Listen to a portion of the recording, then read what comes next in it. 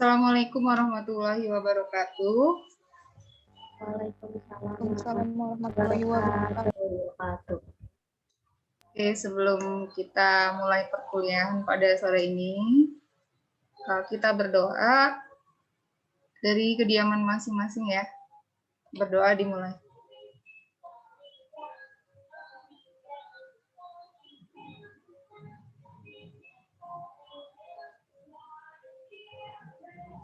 Berdoa selesai.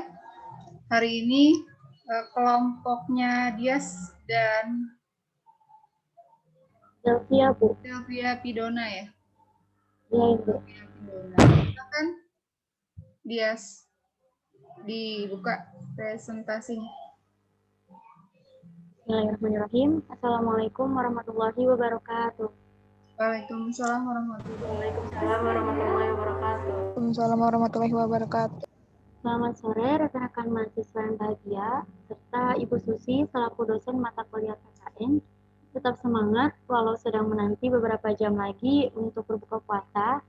Baik, pada pertemuan ke-9 ini, izinkan saya, Dias Priyandini, bersama teman kelompok saya, Delvia Pindona, untuk menyampaikan sedikit materi yang berjudul Nilai-nilai Pancasila dalam Praktek Profesi Tenaga Kesehatan. Baiklah, untuk mempersingkat waktu, langsung saja kami mulai presentasi pada pertemuan kali ini. Saya persilahkan untuk Delvia membacakan materi yang pertama.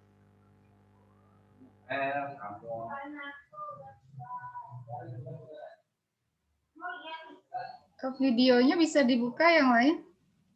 Buat pindahin hostnya.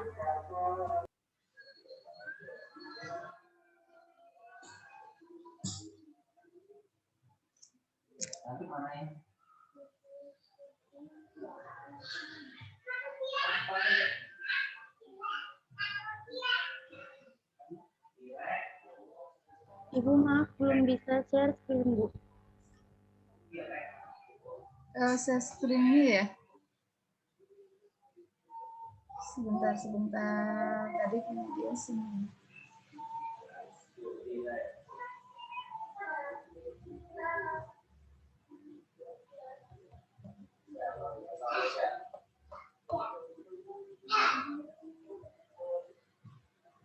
Sudah kelihatan? Sudah, Bu. Sudah ya? Oke, silakan dimulai.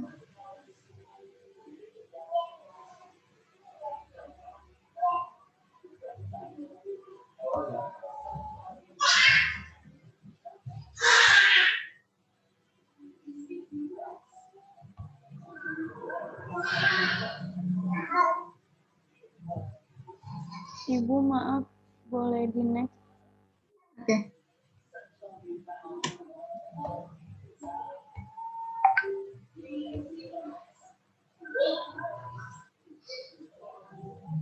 Perkenalan dulu deh, silakan.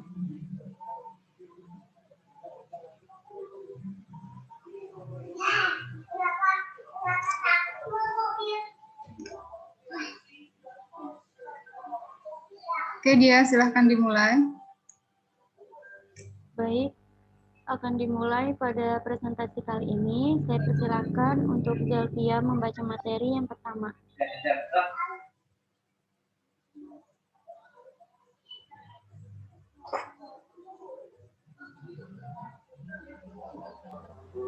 Assalamualaikum warahmatullahi wabarakatuh. Di sini saya akan membacakan materi yang pertama. Pancasila adalah pilar ideologis negara Indonesia. Namun ini terdiri dari dua kata dari Sanskerta. Panca berarti 5 dan sila berarti prinsip atau asas. Pancasila merupakan rumusan dan pedoman kehidupan berbangsa dan bernegara bagi seluruh rakyat Indonesia. Kesehatan. Kesehatan adalah kondisi kesejahteraan fisik, mental, dan sosial yang lengkap dan bukan sekedar tidak adanya penyakit atau kelemahan. Kesehatan adalah salah satu unsur kesejahteraan umum yang harus diwujudkan sesuai dengan cita-cita bangsa sebagaimana dalam Undang-Undang Dasar 1945. Tenaga kesehatan. Tenaga kesehatan adalah setiap orang yang mengabdikan diri dalam bidang kesehatan serta memiliki pengetahuan atau keterampilan melalui pendidikan di bidang kesehatan yang untuk jenis tertentu memerlukan kewenangan untuk melakukan upaya kesehatan.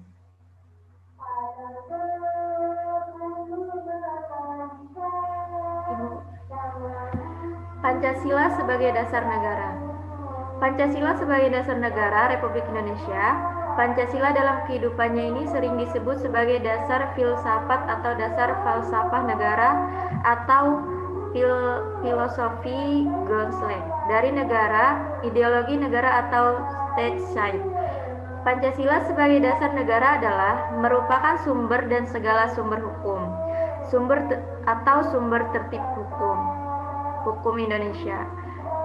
Dengan demikian, Pancasila merupakan asas kerohanian tertib hukum Indonesia yang dalam pembukaan Undang-Undang Dasar 1945 dijelmakan lebih lanjut ke dalam 4 pokok pikiran, yaitu 1. Pokok pikiran alenia pertama adalah persatuan, 2. Pokok pikiran alenia kedua adalah keadilan sosial, 3. Pokok pikiran alenia ketiga adalah kedaulatan rakyat, dan keempat, pokok pikiran alenia keempat adalah ketuhanan. Nilai-nilai Pancasila dalam praktek profesi tenaga kesehatan. 1. Ketuhanan yang Maha Esa. Manusia Indonesia percaya dan bertakwa kepada Tuhan Yang Maha Esa sesuai dengan agama dan kepercayaan masing-masing berdasarkan kemanusiaan yang adil dan beradab. Kedua, menghormati antara tenaga kesehatan dan masyarakat sehingga terbina kerukunan hidup antar agama. 3. Saling menghormati kebebasan menjalankan ibadah sesuai dengan agamanya masing-masing. Dan keempat, tidak membeda-bedakan pelayanan yang diberikan kepada masyarakat walaupun terdapat perbedaan agama.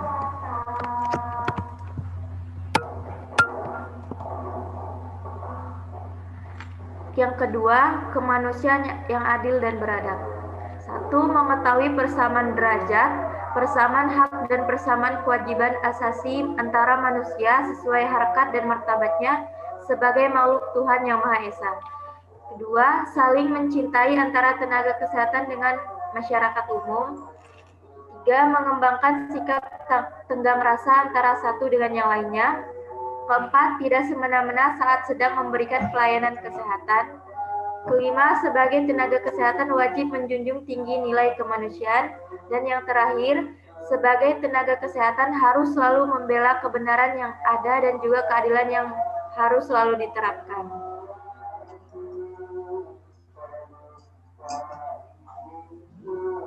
Yang ketiga, persatuan Indonesia. 1. Menempatkan kesatuan, persatuan, kepentingan dan keselamatan bangsa dan negara di atas kepentingan pribadi atau golongan. Yang kedua, sebagai tenaga kesehatan harus rela berkorban untuk kepentingan bangsa dan negara. 3. Mencintai tanah air dan bangsanya. Dan keempat, bangga sebagai tenaga kesehatan yang berbangsa serta bertanah air Indonesia. Dan yang kelima, meningkatkan pelayanan kesehatan yang lebih baik demi persatuan dan kesatuan bangsa. Selanjutnya, kerakyatan yang dipimpin oleh hikmat kebijaksanaan dalam permusyawaratan dan perwakilan. A. Warga masyarakat mempunyai kedudukan. Azan dulu, yes. Ya, Bu.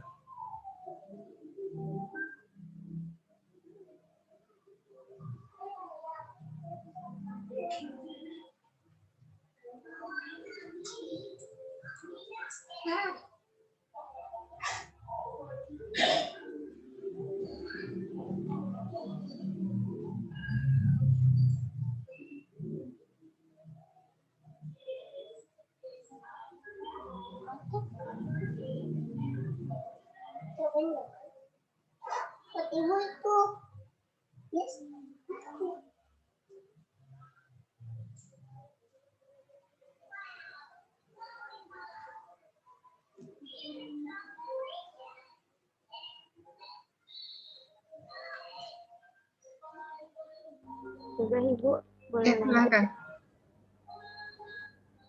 Poin keempat, kerakyatan yang dipimpin oleh hikmat kebijaksanaan dalam permusyawaratan dan perwakilan.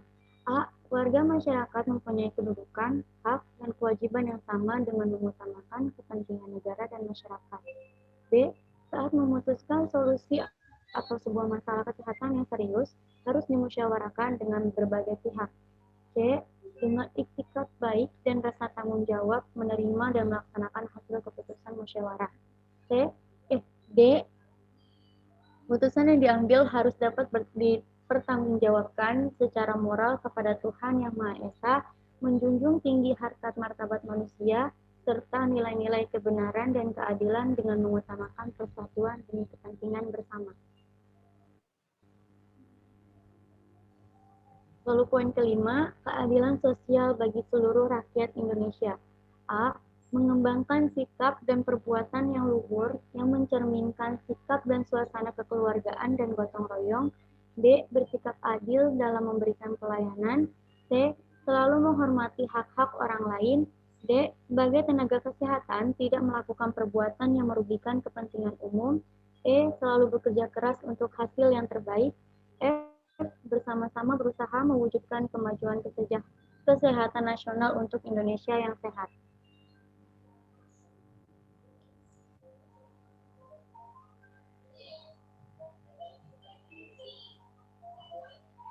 Ruang lingkup tenaga kesehatan dan kontribusi tenaga kesehatan dalam pembangunan kesehatan sebagai bagian dari pembangunan nasional. Pembangunan di bidang kesehatan merupakan salah satu bagian dari pembangunan nasional. Kesehatan sebagai salah satu unsur kesejahteraan umum harus diwujudkan sesuai dengan cita-cita bangsa Indonesia sebagaimana dimaksudkan dalam pembukaan Undang-Undang Dasar 1945 dan Pancasila. Pasal 4 Undang-Undang Kesehatan menegaskan bahwa setiap orang mempunyai hak atas kesehatan. Di dalam pasal 9 Undang-Undang Kesehatan tersebut juga ditegaskan bahwa setiap orang berkewajiban ikut mewujudkan, mempertahankan, dan meningkatkan derajat kesehatan masyarakat yang setinggi-tingginya. Di dalam ketentuan pasal 4 dan pasal 9 Undang-Undang Kesehatan tersebut, maka pada dasarnya setiap orang memiliki hak dan kewajiban yang harus diembannya dalam mewujudkan tujuan dari pembangunan kesehatan, yaitu hak untuk mendapatkan derajat kesehatan yang setinggi-tingginya dan kewajiban untuk ikut serta memelihara dan meningkatkan derajat kesehatan tersebut, baik untuk dirinya sendiri maupun lingkungannya.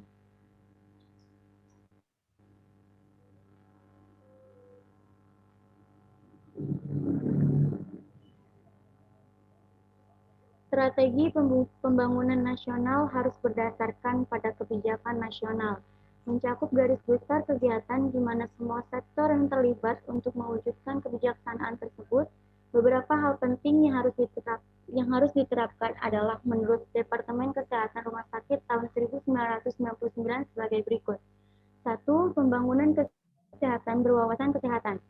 Setiap program pembangunan nasional yang diselenggarakan di Indonesia harus memberikan kontribusi positif terhadap kesehatan, yaitu terbentuknya lingkungan sehat dan pembentukan perilaku sehat. 2. Profesionalisme. Untuk terselenggaranya pelayanan kesehatan yang bermutu dilaksanakan melalui penerapan kemajuan ilmu dan teknologi, serta didukung oleh penerapan nilai-nilai moral dan etika. 3. Desentralisasi. Penyelenggaraan berbagai upaya kesehatan harus berangkat dari masalah dan potensi spesifik masing-masing daerah. Di samping itu, masalah kesehatan banyak yang bersifat spesifik daerah. Desentralisasi yang pada inti pokoknya adalah pendelegasian wewenang yang lebih besar kepada pemerintah daerah untuk mengatur sistem pemerintah dan rumah tangga sendiri dipandang lebih sesuai untuk pengolahan pembangunan.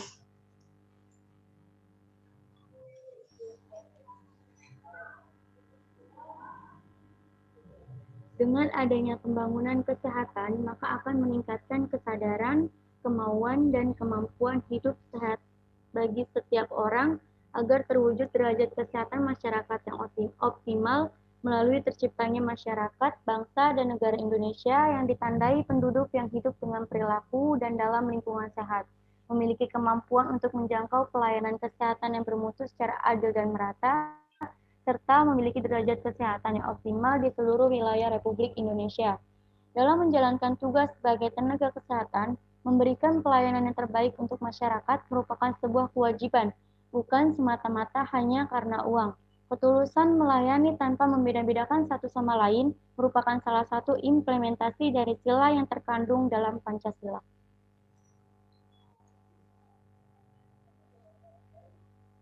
Selanjutnya ada sesi tanya jawab.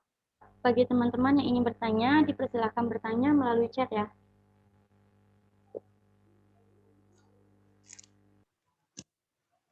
Videonya yang bisa ditampilkan, silakan ditampilkan karena ini sedang direkam.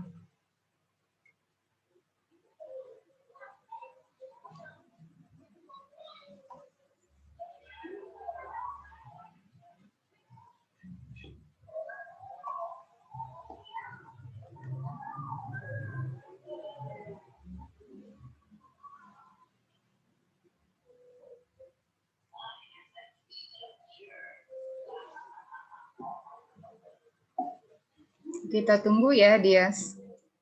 Mungkin teman-teman mahasiswa sedang mempersiapkan pertanyaan. Baik, Ibu.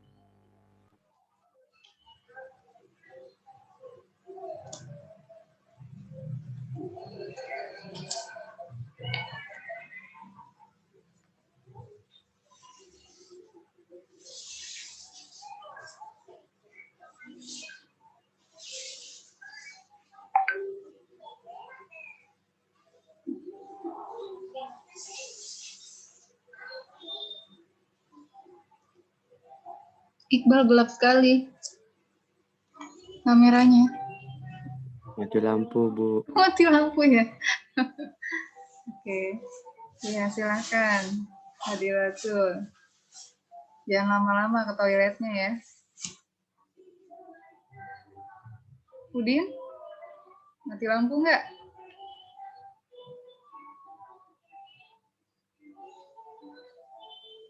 Enggak, Bu. Nggak ya.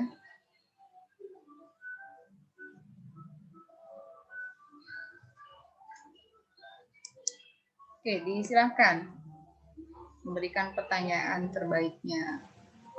Sebetulnya sangat banyak ya kasus-kasus tenaga kesehatan yang perilakunya bertentangan dengan nilai-nilai Pancasila.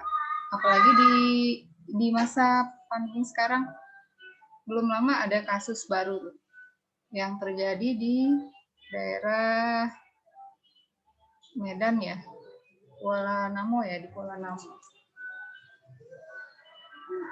Ya, silakan.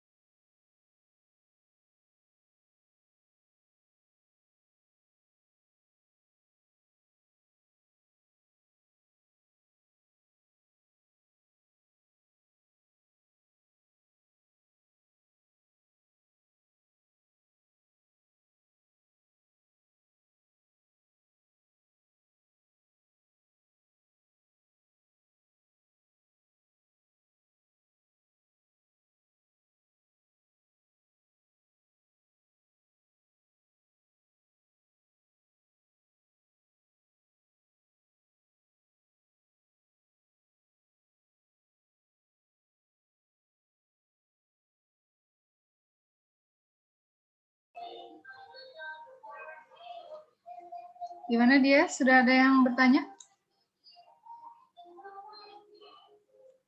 Di aku belum ada, Bu. Belum ya?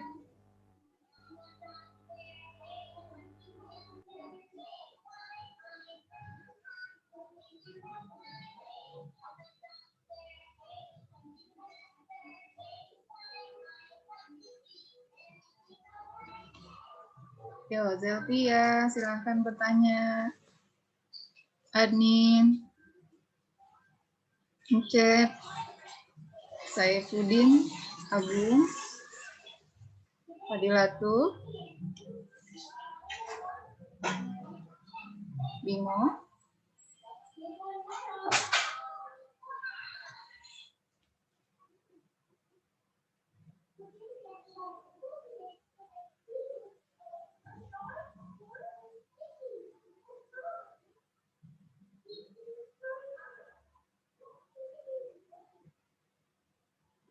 Maaf, Bu, ada pertanyaan dari Siti Fatimah.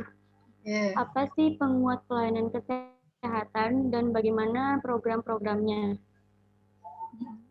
Langsung jawab boleh ya, Bu? Ya, silakan. Penguat pelayanan kesehatan itu ada 3, paradigma sehat, penguatan Yankes, dan JKN. Programnya, pada program paradigma sehat itu ada pengaruh utamaan kesehatan dalam pembangunan, promotif, preventif sebagai pilar utama upaya kesehatan, pemberdayaan masyarakat. Lalu pada penguatan Yankes, programnya itu ada peningkatan akses utama pada FKTP primer, optimalisasi sistem rujukan dan peningkatan mutu. Lalu pada yang ketiga JKN, programnya itu ada benefit, sistem pembiayaan meliputi asuransi atau asas gotong royong, kendali mutu dan kendali biaya, serta sasaran atau sasaran PBI dan non-PBI. Ya, gimana Siti Fatimah? Iya Bu, cukup. Makasih Andin. Oke, yang lain?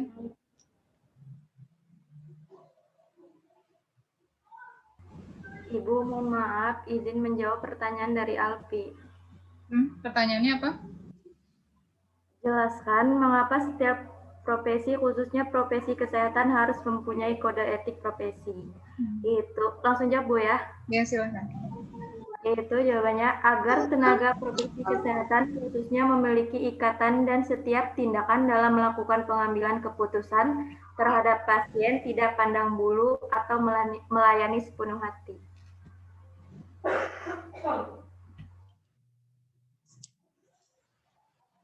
Gimana Alfi?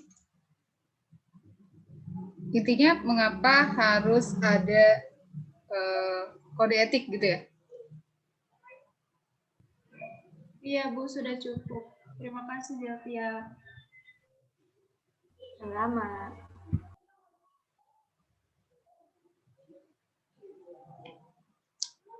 Oke, lanjut.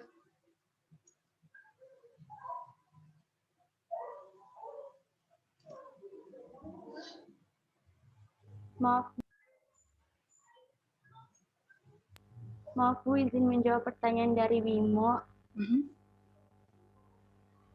Pertanyaannya, apa bedanya malpraktik dalam keperawatan dan tindak pidana?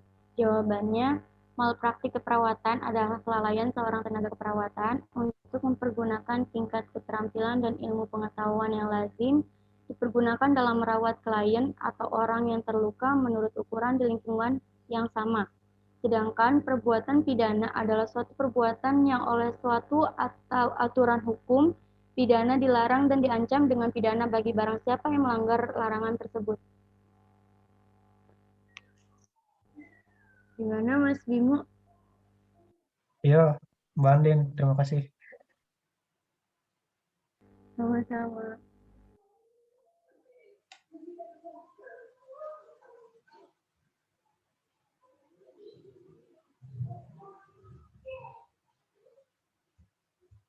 Oke, lanjut.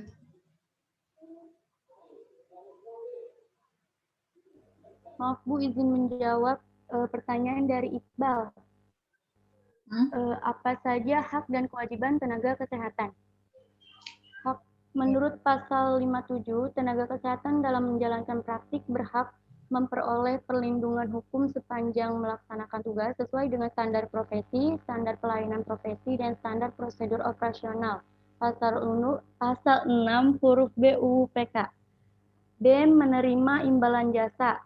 C. Memperoleh perlindungan atas keselamatan dan kesehatan kerja, perlakuan yang sesuai dengan harkat dan martabat manusia, moral, kesusilaan, serta nilai-nilai agama.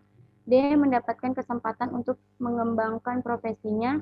Dan yang terakhir, menolak keinginan penerima pelayanan kesehatan atau pihak lain yang bertentangan dengan standar profesi, kode etik, standar pelayanan, standar prosedur operasional, atau ketentuan peraturan perundang-undangan.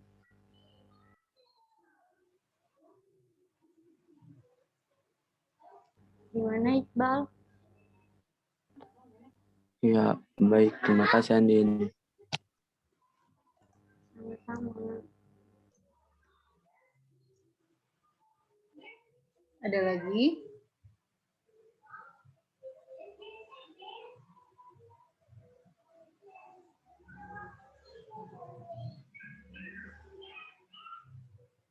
Sepertinya sudah tidak ada, Bu. Sudah ada ya? Oke, silahkan ditutup presentasinya. Baiklah, demikian tadi diskusi pada pertemuan yang ke-9. Saya perwakilan dari teman kelompok, mohon maaf bila ada kekurangan atau kesalahan kata, dan terima kasih untuk perhatiannya. Assalamualaikum warahmatullahi wabarakatuh. Waalaikumsalam warahmatullahi wabarakatuh. Terima kasih Dias dan Zelvia sudah menyelesaikan tugas kelompoknya untuk presentasi, dan rekan-rekan mahasiswa sudah memberikan pertanyaan terbaiknya. Nanti saya akan memberikan sedikit tambahan materi ya. Udin sudah masuk belum? Wah, sudah ada nih Udin. Sudah, Bu. Sinyalnya bagus di sana? Lagi bagus, Bu, sekarang. Oke, lagi bagus ya. Materi kita pada pertemuan hari ini adalah nilai-nilai Pancasila dalam praktek profesi tenaga kesehatan. Udin,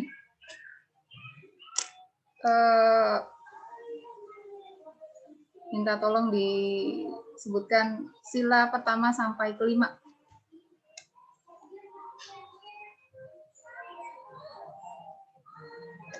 Satu, Pancasila. 1. Ketuhanan yang Maha Esa. 2. Kemanusiaan yang adil dan beradab. 3. Persatuan Indonesia. 4. Kerakyatan yang dipimpin oleh hikmat kebijaksanaan dalam permusyawaratan perwakilan. 5. Keadilan sosial bagi seluruh rakyat Indonesia. Sudah, Oke, Bu. terima kasih.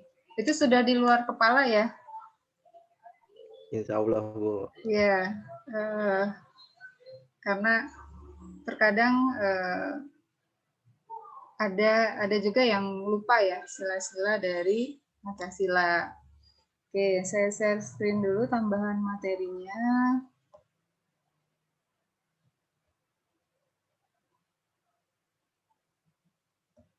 Kelihatan? Kelihatan, Bu. Oke. Nilai-nilai Pancasila dalam praktek profesi tenaga kesehatan.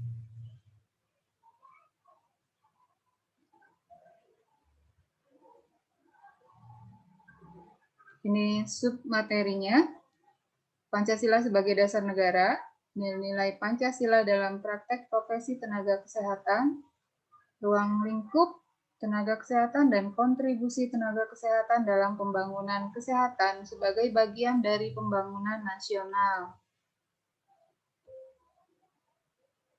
Diharapkan nanti mahasiswa bisa memahami nilai-nilai dari sila-sila Pancasila, dan ketika sudah terjun ke dunia kerja sesuai dengan profesinya, itu bisa melaksanakan tugas dengan sesuai nilai-nilai Pancasila, sehingga tidak merugikan pihak lain. Gitu ya. Kita masuk ke dasar hukum penetapan Pancasila sebagai dasar negara. Ini dasar hukum penetapannya ada di pembukaan Undang-Undang Dasar pada alinea keempat tahun 45. Dinyatakan bahwa adanya sebuah pembentukan dalam pemerintahan di Indonesia yakni dapat didasarkan pada Pancasila. Yang kedua, keputusan Presiden pada 5 Juli 1959 menekankan bahwa revisi UUD 45 berarti adopsi Pancasila sebagai ideologi negara. Yang ketiga, pernyataan Presiden nomor 12 tahun 1968 menekankan formulasi Pancasila yang benar dan sah, yang berarti bahwa Pancasila dikuatkan sebagai negara dan ideologi negara. Sebagai ideologi negara. Ketentuan dalam MPR nomor 18 MPR 98 membatalkan SK nomor 2 MPR 1978 tentang arahan kehidupan dan pelaksanaan Pancasila Eka Prasetya Pancakarsa. Ini yang kedua adalah makna Pancasila sebagai dasar negara. Yang pertama, Pancasila merupakan dasar sistem penyelenggaraan negara. Jadi penyelenggaraan negara berdasarkan Pancasila sebagai dasar negara. Yang kedua, Pancasila merupakan asal mula hukum dalam kehidupan berbangsa dan bernegara. Jadi undang-undang itu tidak boleh bertentangan dengan Pancasila. Yang ketiga, Pancasila merupakan dasar sistem pemerintahan. Terus dari ketiga pernyataan ini, dari makna yang dijelaskan di atas, maka dapat dipahami bahwa segala sesuatu yang berkaitan dengan penyelenggaraan negara dan kehidupan berbangsa harus berpegang teguh pada Pancasila. Nah, ini ada fungsi Pancasila sebagai dasar negara. Fungsi Pancasila yang menjadi sumber dari segala sumber hukum di Indonesia yaitu suasana kebatinan dari UUD 45. Yang kedua, penyemangat bagi Undang-Undang Dasar, pemerintah, dan MPR dengan ketetapan nomor 10, ini garis miring ya, 17 garis miring 5 garis miring MPR 1998. Yang ketiga, mengembalikan kedudukan Pancasila sebagai dasar negara Republik Indonesia. Yang keempat, memiliki norma yang harus dipegang teguh oleh pemerintahan dan penyelenggaraan untuk cita-cita moral seluruh rakyat. Yang kelima, sebagai cita-cita hukum bagi hukum dasar negara Indonesia. Nah, belum lama ada berita ini ya. Berita apa sih ini?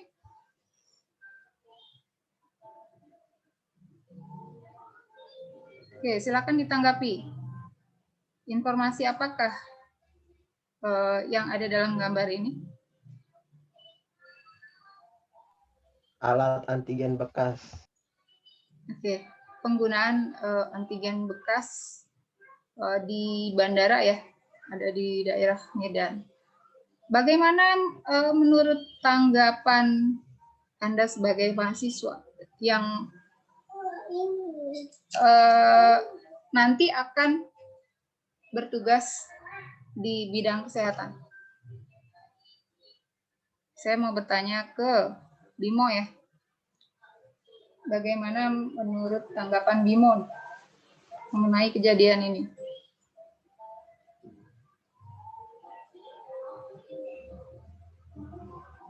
Sangat ini sih Bu, miris. Miris Bu lihatnya gitu. Kenapa? Dijelaskan alasannya. Ya bisa-bisanya gitu menggunakan alat antigen bekas ke masyarakat sendiri gitu Bu. Pasti tujuannya karena uang sih kayaknya. Iya, betul. Seperti yang tadi dijelaskan oleh Dias ya. Jangan karena uang. Semua cara itu dihalalkan. Gitu. Oke, satu lagi saya minta tanggapan dari yang perempuan ya. Fadilatul Qoimah sudah hadir? Saya, Bu. Ya, silahkan ditanggapi. Iya, Bu. Itu masih pro kontra sebenarnya ya, Bu ya. Kayak bener gak sih? Karena apa? Bingung gitu, Bu, untuk pembelian satu kit itu kan kalau kita farmasi mengadakan satu kit itu otomatis di dalamnya sudah ada rapid, udah ada alatnya, terus sama swabnya sendiri gitu kan. Kayak pas itu teman saya beli, terus itu udah ada semuanya. Sedangkan ini antigennya bekas, jadi kan agak membingungkan ya, Bu ya. Gimana? Karena di situ kan kalau dilihat dari beritanya katanya swabnya doang yang bekas gitu, sedangkan rapidnya nggak bekas. Atau kalau itu yang aku tangkap ya, Bu ya, kemarin aku baca kayak gitu. Nggak tahu kalau misalkan ada pembaruan berita lagi gitu. Yeah. Kalau misalkan swabnya doang yang bekas itu, waduh, wajar sih ketika yang dicoba itu jadi positif. Mungkin emang bekas dari yang positif gitu. Itu berarti kan ada banyak banget pro kontranya deh, Bu. Kayaknya masih banyak yang perlu diselidiki juga. Iya. Iya, kadang masyarakat jadi bingung ya, jadi bertanya-tanya, ini betul nggak sih beritanya gitu. Makanya harus ditanya ke ahlinya gitu. Kita tidak bisa memutuskan sebelum mendengar dari beberapa pihak gitu. Karena akibatnya bisa kurang baik nanti untuk masyarakat. Makanya pihak-pihak terkait itu harus bijaksana. Memang yang namanya informasi pasti sangat mudah ya kita terima di zaman globalisasi. Dan sebagai masyarakat harus cerdas menanggapi. Kita harus tanya dulu ke pihak yang lebih berkompeten di bidangnya. Seperti tadi dibilang Fadila tuh, pembelian alat itu satu paket. Saya sendiri awam ya terhadap alat-alat untuk antigen tadi. Gitu. Makanya sengaja saya lempar ke Fadilatul karena kan sudah terjun di dunia kesehatan ya, Fadilatul. Cuma karena komunitasnya aja, Bu. Jadi teman-teman saya ada yang apoteker atau dokter, terus banyak juga yang perawat. Jadi mereka sharingnya di komunitas itu. Jadi saya tahu. Karena emang sempat jadi bahan diskusi juga semalam. Jadi belum pasti ya informasinya betul atau tidaknya gitu. Iya, Bu. Kalau dilihat dari cara pengerjaannya, kata teman saya gitu. Karena untuk pembelian itu nggak bisa sendiri-sendiri, itu emang udah satu paket. Sedangkan kalau misalkan dicuci pun, aneh ya, itu kan dakron busa ya, Bu ya. Kalau dilihat itu kan busa. Otomatis kalau misalkan dicuci, kayak harusnya ada yang kletek-kletek gitu, kata teman saya. Tapi saya juga masih belum. Terus sudah tidak mengembang lagi gitu ya. Kalau cuma satu paket, kenapa pakai yang bekas kan? Memang udah masing-masing satu paket itu sudah ada gitu kan. Iya. Nah, itu dia. Kita tidak tahu apa sih di balik informasi-informasi yang sudah beredar. Harus hati-hati banget sebetulnya. Seperti informasi yang di daerah Depok kemarin ya. Dengar nggak? Mau. Tulisan. Yang kasus viral tentang tulisan. Babi itu ya, dengar nggak? Tulisan. Ternyata setelah diklarifikasi katanya bohongan. Sebentar ya. Nah itu masyarakat jadi bingung karena tiba-tiba ada informasi viral, besoknya lagi dibilang hanya hoax gitu. Oke, kita lanjut. Sebetulnya masih banyak lagi ya informasi-informasi yang sangat membuat kita prihatin terhadap dunia kesehatan. Misalnya karantina yang bisa dibayar dengan uang. Jadi karantina dia bisa kemana-mana karena dia sudah bayar. Itu salah satunya juga yang bikin kita prihatin. Sementara masyarakat sendiri berusaha untuk taat protokol kesehatan. Kalau ada oknum-oknum yang demikian, itu kan bisa merugikan. Tatap muka perkuliahan, tatap muka sekolah, dan lain-lain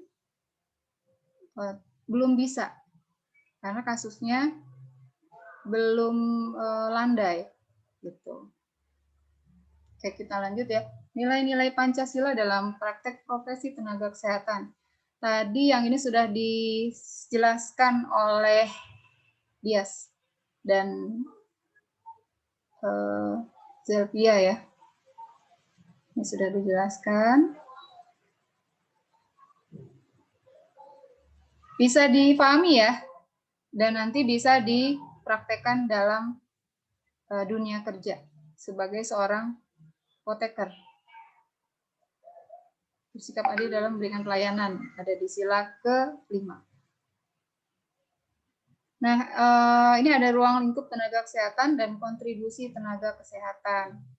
Ruang lingkup tenaga kesehatan dalam Undang-Undang tentang Tenaga Kesehatan, Undang-Undang Nomor 36 Tahun 2014 disebutkan bahwa tenaga kesehatan adalah setiap orang yang mengabdikan diri dalam kesehatan serta memiliki pengetahuan dan atau keterampilan melalui pendidikan di bidang kesehatan yang untuk jenis tertentu memerlukan kewenangan untuk melakukan upaya kesehatan. Nah, dengan ketentuan tadi, seharusnya semua tenaga kesehatan memahami dan patuh dengan ketentuan tersebut. Dalam undang-undang tersebut mengelompokkan jenis-jenis tenaga kesehatan sesuai dengan latar belakang pendidikan dan keterampilan yang dimiliki. Di sini ada 12 kelompok tenaga kesehatan, yaitu tenaga medis, ada psikologi klinis, ada keperawatan, ada kebidanan, ada kefarmasian, dan rekan-rekan mahasiswa masuk ke dalam tenaga kefarmasian. Ada tenaga kesehatan masyarakat, ada tenaga kesehatan lingkungan, tenaga gizi, ada tenaga keterapian fisik, tenaga keteknisian medis, ada tenaga teknik biomedika, dan tenaga kesehatan tradisional dan tenaga kesehatan lainnya. Tenaga kesehatan tradisional sudah dibahas dulu ya di semester 1. Nah, oleh karena pelayanan kesehatan dasar merupakan kunci untuk mencapai derajat kesehatan yang layak bagi semua, maka perencanaan, pengorganisasian, dan penyelenggaraan yang efisien mutlak diperlukan. Di samping harus berdasarkan, pertama, pri kemanusiaan, kesehatan sebagai hak asasi, pemberdayaan dan kemandirian masyarakat, selanjutnya pengutamaan upaya kesehatan promotif dan upaya kesehatan preventif. Promotif apa sih? Upaya kesehatan promotif?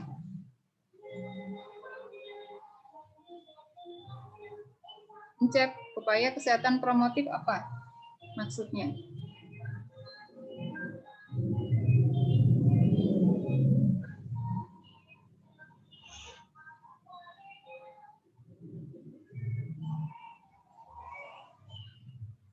Yang lain?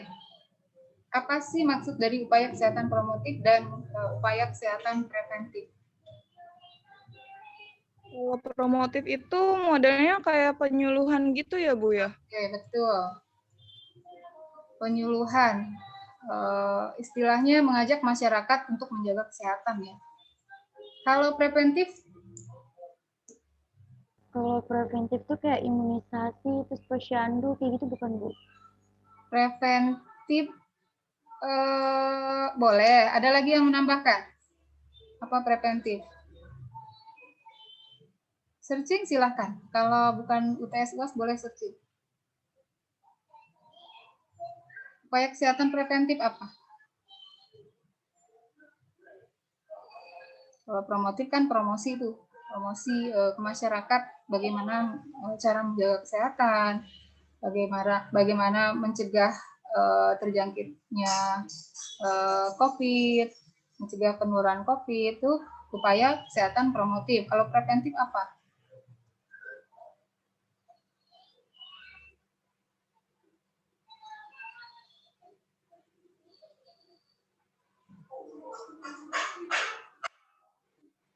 Yo, Alfi, Sylvia.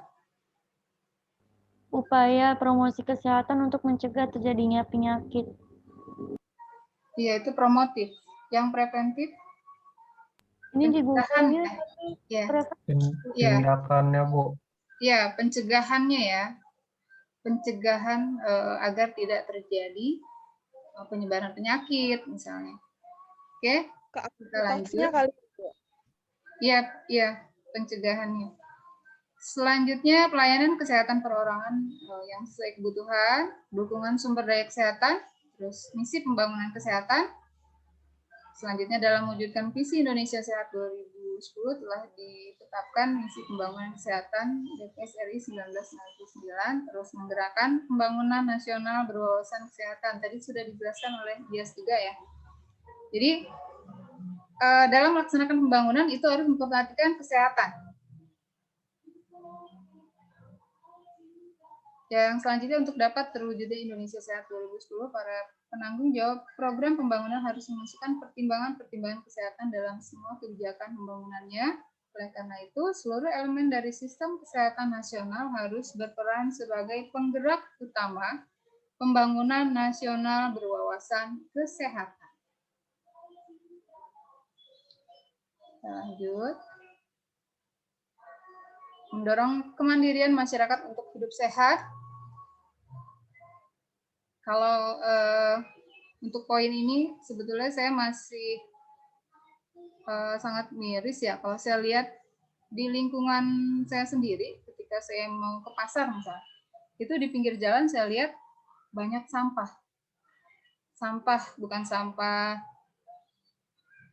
biasa, sampah yang sengaja dibuang oleh masyarakat di tempat-tempat tertentu, bahkan di pinggir jalan ya. Itu tandanya masyarakat belum bisa mandiri menjaga kesehatan. Padahal sudah ada tulisan di situ, dilarang membuang sampah di sini. Tapi tetap aja sampahnya sudah dibuang nih hari ini oleh Dinas Kebersihan. Besok paginya ada lagi. Itu ya. Saya sendiri bingung dengan orang yang berperilaku demikian. Yang selanjutnya, perilaku sehat dan kemampuan masyarakat untuk memilih dan mendapatkan pelayanan kesehatan yang bermutu sangat menentukan keberhasilan pembangunan kesehatan. Memelihara dan meningkatkan pelayanan kesehatan yang bermutu, merata dan terjangkau. Salah satu tanggung jawab sektor kesehatan adalah menjamin tersedianya pelayanan kesehatan yang bermutu, merata dan terjangkau oleh masyarakat. Alhamdulillah kalau sekarang puskesmas sudah banyak ya di daerah-daerah. Masyarakat tidak harus jauh-jauh berobat. Rumah sakit daerah juga sudah lumayan. Penyelenggaraan pelayanan kesehatan tidak hanya berada di tangan pemerintah, melainkan mengikut sertakan masyarakat dan potensi swasta. Selain rumah sakit pemerintah, ada juga rumah sakit swasta. Terus klinik-klinik yang didirikan oleh masyarakat secara pribadi, lalu bekerja sama dengan BPJS misalnya. Itu sangat membantu pemerintah. Memelihara dan meningkatkan kesehatan individu, keluarga, dan masyarakat beserta lingkungannya. Ini ya, memelihara dan meningkatkan kesehatan individu, keluarga, dan masyarakat beserta lingkungannya. Nah, keluarga itu sangat berperan ya dalam mendukung pembangunan nasional di bidang kesehatan. Salah satunya misalnya keluarga menjaga anak-anaknya dari barang-barang terlarang misalnya. Coba kalau keluarga tidak melindungi anaknya dari hal-hal tersebut, barang-barang terlarang tersebut, generasi muda bisa hancur. Gitu. Jadi yang utama itu dari keluarga dulu. Untuk terselenggaranya tugas penyelenggaraan upaya kesehatan yang harus diutamakan adalah bersifat promotif dan preventif, promosi dan pencegahan, yang didukung oleh upaya kuratif dan rehabilitasi. Selanjutnya, strategi pembangunan kesehatan. Strategi pembangunan nasional harus berdasarkan pada kebijakan nasional, mencakup garis besar kegiatan, di mana semua sektor yang terlibat untuk mewujudkan kebijaksanaan tersebut. Beberapa hal penting yang harus ditetapkan adalah Departemen Kesehatan 1999. Selanjutnya, pembangun kesehatan berwawasan kesehatan. Selanjutnya, setiap program pembangunan nasional yang diselenggarakan di Indonesia harus memberikan kontribusi positif terhadap kesehatan, yaitu terbentuknya lingkungan sehat dan pembentukan perilaku sehat. Ibu ngajar dulu ya. Iya nanti. Maaf ya. Ibu, aku pengen di situ juga manis. Manis sendiri.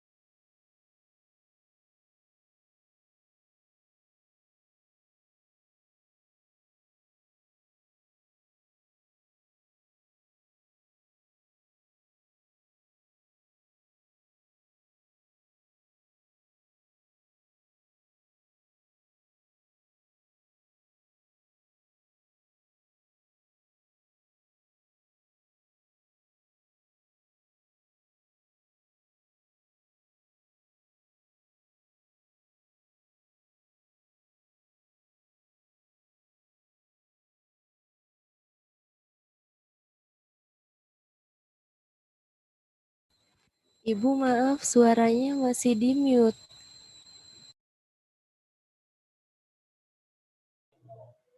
Oke, terima kasih.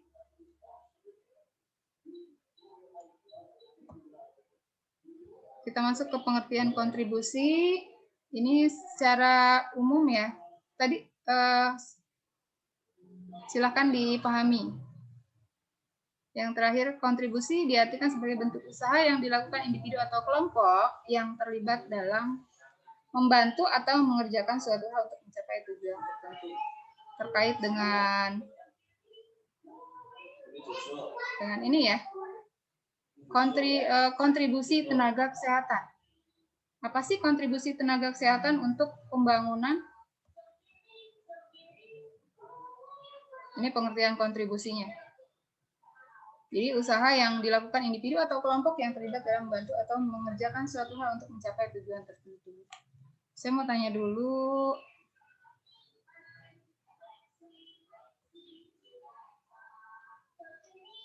Kontribusi tenaga kesehatan. Bentar ya. Kita masuk ke sini dulu nih.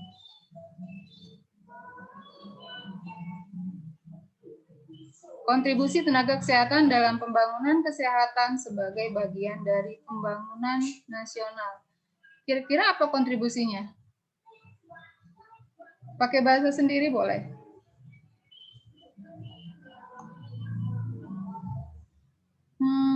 Saya mau bertanya ke siapa ya? Sebentar. Ajeng. Menurut Ajeng, kontribusi tenaga kesehatan untuk pembangunan kesehatan apa sih?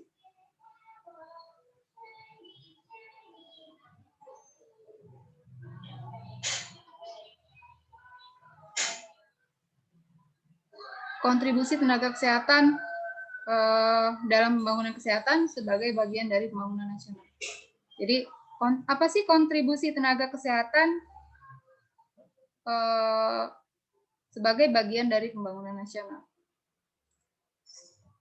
Kontribusinya apa? Kayak dengan mengadakan penyuluhan kayak gitu bukan, Bu? Boleh. Terhadap pembangunan apa hasilnya?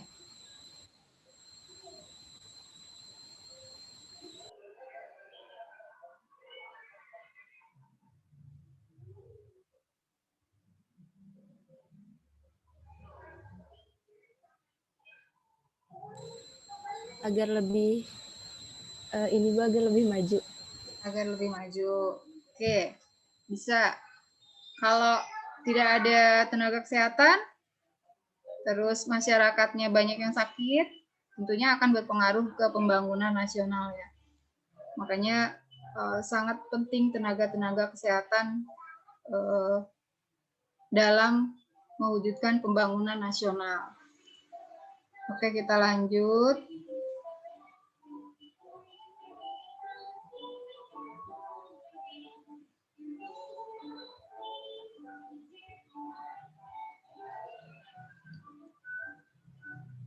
Adapun fondasi yang menguatkan pentingnya kesehatan bagi pembangunan dirumuskan sebagai berikut, bahwa pencapaian standar tertinggi kesehatan merupakan hak asasi setiap individu. Jadi setiap orang berhak untuk sehat, tanpa membedakan suku, tanpa membedakan agama, tanpa membedakan kepentingan politik, maupun kondisi ekonomi dan sosial.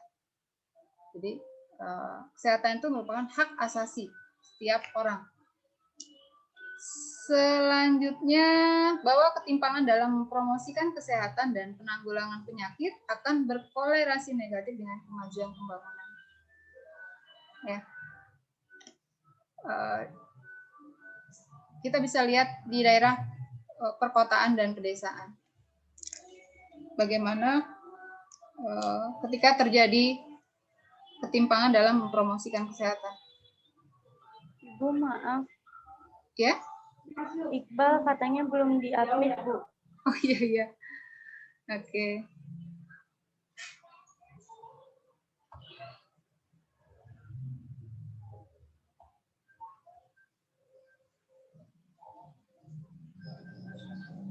Sudah ya? Terus bahwa kesehatan adalah aset sekaligus sumber daya untuk menciptakan stabilitas ekonomi dan sosial.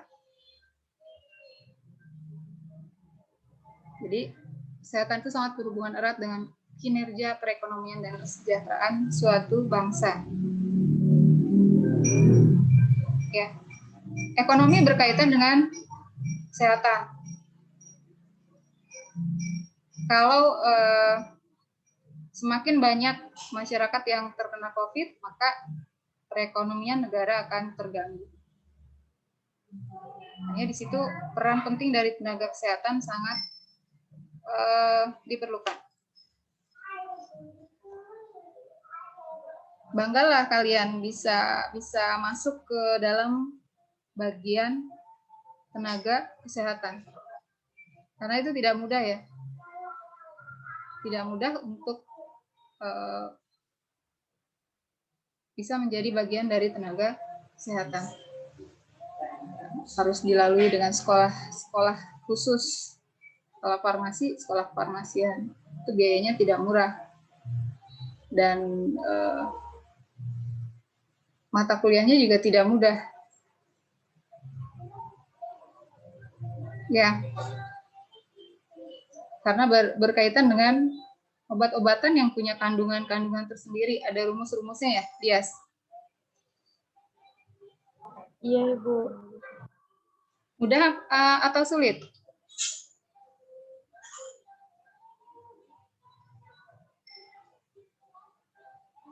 Sulit, Bu. Sulit ya. Tidak ada yang tidak bisa ketika kita mau belajar. Bisa itu karena biasa. Dan mau berusaha. Intinya nanti pasti akan bisa. Itu ya. Contohnya Fatima dari sosial ya. Dulu SMA-nya sosial, ilmu sosial. Mana Fatima nih?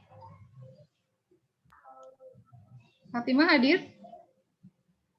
Hadir, Bu. Oke, Fatima dari ilmu sosial SMA. Iya, Bu. Oke, masuk ke farmasi yang mata kuliahnya, mata kuliah khususnya itu banyak menggunakan rumus-rumus. Iya nggak? Iya, Bu. Ada kesulitan, ada kendala? Sulit mah sulit, Bu. Cuman kalau belajar kayak paham-pahamin dikit bisa, insya Allah. Ya. Selanjutnya, kesehatan juga terkait langsung dengan pendidikan dan kehidupan jangka panjang. Kenapa? Karena semakin sehat individu, maka semakin besar kesempatan untuk menyerap ilmu pengetahuan. Gimana kalau mahasiswanya sakit-sakitan? Ya. Gimana kalau sakit-sakitan, stres? Apakah bisa nanti menjadi apoteker yang handal? Apakah bisa nanti memberikan pelayanan yang bagus untuk masyarakat? Makanya harus sehat, baik lahir maupun batin ya. Harus sehat. Sehat dan cerdas tentunya. Selanjutnya, semakin sehat seseorang, semakin tinggi tingkat produktivitasnya. Kalau karyawannya sakit-sakitan, pasti akan berpengaruh terhadap kinerja orang tersebut dan akan berpengaruh terhadap pelayanannya kepada masyarakat. Ya, jadi para tenaga kesehatan harus sehat dan tenaga-tenaga ahli lain harus punya jiwa yang sehat, fisik yang sehat. Selanjutnya, semakin sehat individu, semakin tinggi pula usia harapan hidup, sehingga menurunkan kemudian sehat pada generasi berikutnya. Ya, nanti ini yang perempuan, yang laki-laki, pasti akan menikah ya. Tentunya ingin mencari yang sehat kan, untuk menurunkan gen generasi sehat. Betul?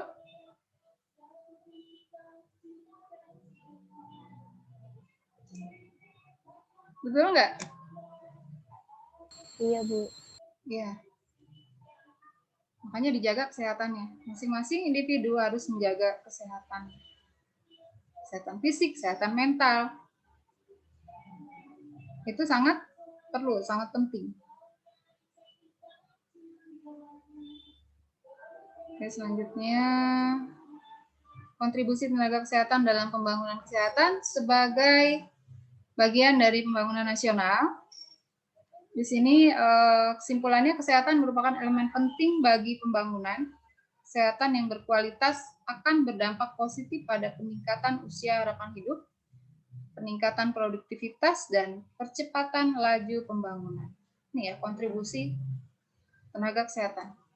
Salah satunya Anda sebagai seorang calon apoteker yang akan memberikan obat terbaik untuk pasien. Ini ya. Harapan saya nanti ketika sudah menjadi seorang apoteker, jangan lupakan nilai-nilai kebaikan yang diajarkan agama, nilai-nilai kebaikan yang diajarkan di pendidikan kewarganegaraan. Jangan melakukan pekerjaan hanya karena semata-mata uang. Gitu ya.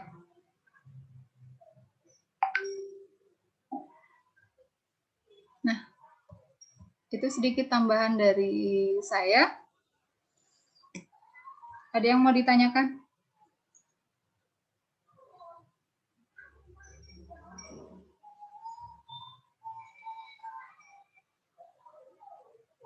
Silakan kalau ada yang mau bertanya.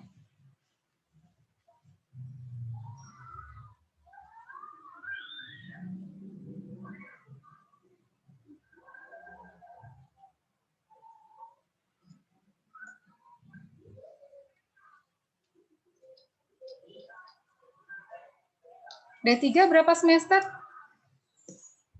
6 semester, Bu. 6 ya. Tidak beda jauh dengan S1 ya? Selisih 1 tahun. Iya.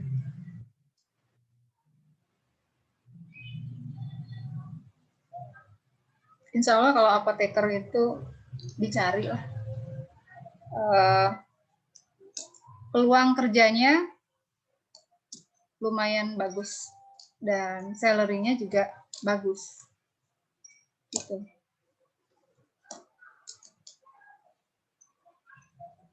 Mudah-mudahan semua diberikan kemudahan menyelesaikan perkuliahannya hingga di akhir ya, hingga di akhir sampai memakai toganya. Ini baru 1 tahun ya, tapi belum selesai 1 tahun ya. Baru semester 2 belum selesai. Masih panjang perjalanannya. Yang namanya ujian pasti ada. Ya, yang namanya ujian pasti ada. Dan insya Allah jalan keluarnya pasti ada. Bismillah aja. Seperti yang sudah saya pesankan, teman-teman harus cerdas secara IQ, EQ, dan SQ. Jangan pernah lupakan itu, 3 hal itu. Insya Allah masalah apapun bisa diselesaikan. Bisa dilewati lah. Oke, ada pertanyaan lagi nggak? Anissa di mana posisi? Di kosan Ibu. Daerah Tiga Raksa ya?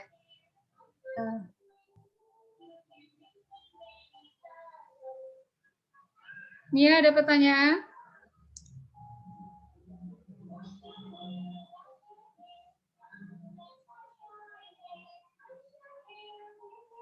Mungkin sudah cukup, Bu. Oke ya. Karena sudah tidak ada pertanyaan, mudah-mudahan bermanfaat apa yang tadi disampaikan oleh Dias dan Zelvia. Sedikit tambahan juga dari saya tadi. Oke ya, kita berdoa sama-sama dari kediaman masing-masing. Berdoa dimulai.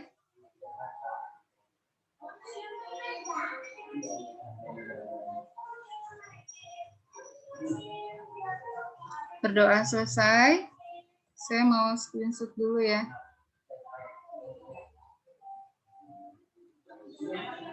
Videonya mana nih? Saya mau screenshot. Chat.